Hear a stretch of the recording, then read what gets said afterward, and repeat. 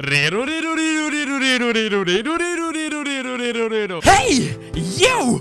Watch JoJo's Stardust Crusaders! Welcome to the Siron Show!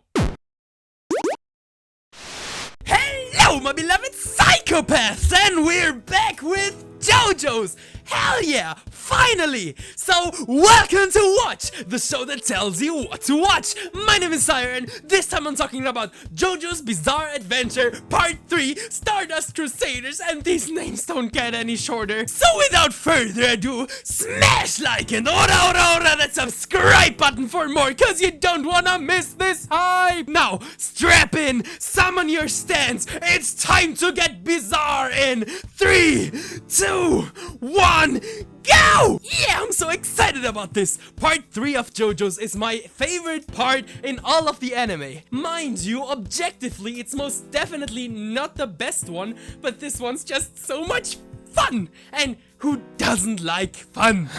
But be warned, this video definitely spoils the previous parts, so go watch those first, goddammit! If you wanna know why, I've got 3 more videos for ya! 3! Can you believe that? Amazing, isn't it? But yeah, spoilers start now! So, Dio is back, huh? Now, whoever would have guessed? Yes, our flamboyant and fabulous vampire overlord from part 1 is back in all of his beautiful undead glory. Rocking a brand new bod with a certain little branding. Oh god, Jonathan, why? Yes, that is right. Dio did in fact rob Jonathan of his corpse. So he is now genetically linked with the Joestar bloodline. So when Dio suddenly, randomly gets even more superpowers called a stand, so do the Joestars. And the superpowers are gay! You thought the Pillarmen from part 2 were homoerotic? Well, they were, but also you haven't seen nothing yet. In any case, Joseph's daughter even gets one, but she can't handle so much power, so she gets sick and dies. Well, she will die if Dio is not brought down in 50 days. And with that, Joestar and company make their way to Egypt to spank some vampire buttocks. Yes, this part is basically a huge road trip from Japan to Egypt. Part of the crew this time is, minor spoilers incoming, Jotaro. He can't beat the shit out of you without getting closer. Joseph, he'll never forgive the Japanese. Avdol, yes, he is. Kakyoin, Rero, motherfucking Rero. Polnareff, he's French and a fucking mutt. Yes, that is our fabulous squad of good guys this time. All of them have their very own stand power, which is a brand new power system from part 3 onwards. Hamon just kinda gets thrown to the side, which I'm honestly very fine with. Hamon as a power system was very limited, but stands on the other hand make for some of the most amazing fights you'll ever see. A stand is basically a big punching ghost with one special power. Or a ghost gun. Or ghost tentacles. Well, basically it's a thing you can summon that has a special power. And because every power is so unique and different with its own strengths and weaknesses, knowing what the enemy's stand does can decide the whole fate of a battle. Every fight is basically one big scary mystery that can go in any direction. Sadly for our main heroes, Dio has a bunch of now freshly superpowered goons to throw at them. Luckily for us, that makes for a ton of crazy unpredictable fights, which are honestly the lifeblood of part 3. So as they make their way on land, sea and sky towards Cairo, they encounter many beautiful and bizarre— Alright, you hyperactive piece of a madman's imagination. I will have to step in on this one. Oh shuck! It's Bob! What? Who the hell is Bob? Well, I can't really call you the voice of negativity every time you show up now, can I? What? I'm not Bob. Just call me N or something. N, huh?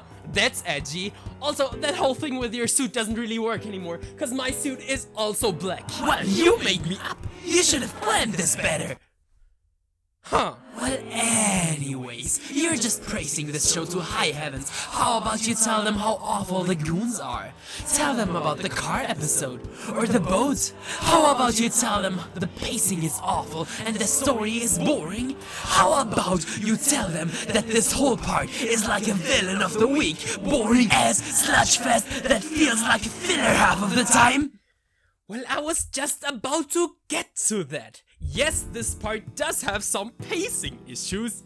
In the first half, second half is fire! What? And even the first part isn't that bad. Yes, it is! There is a big array of the most forgettable characters ever. Does anyone remember the captain? The parasite stand?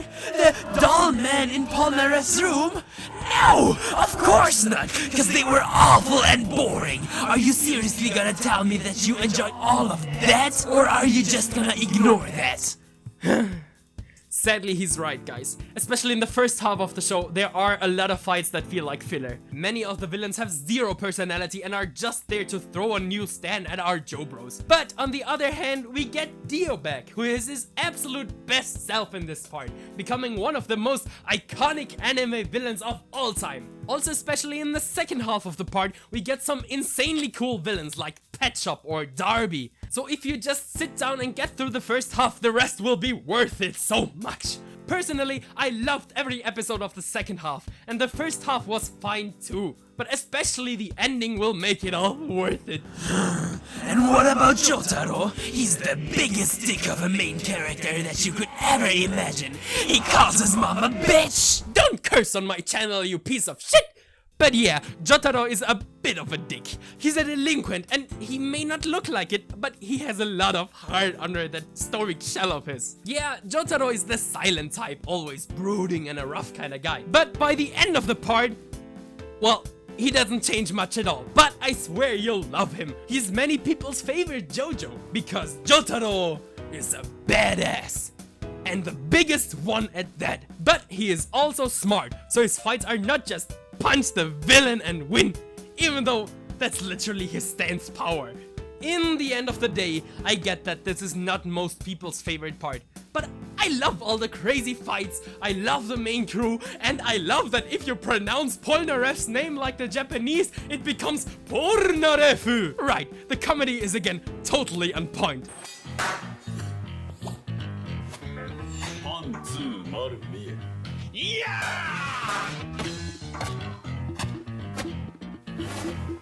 I absolutely love this part. It's not the best, but it's my favorite. And nothing Mr. N here says could ever change that. Isn't that right, Mr. Negative? I hate you. You can never defeat me. You can never defeat my stand. What stand? Shh.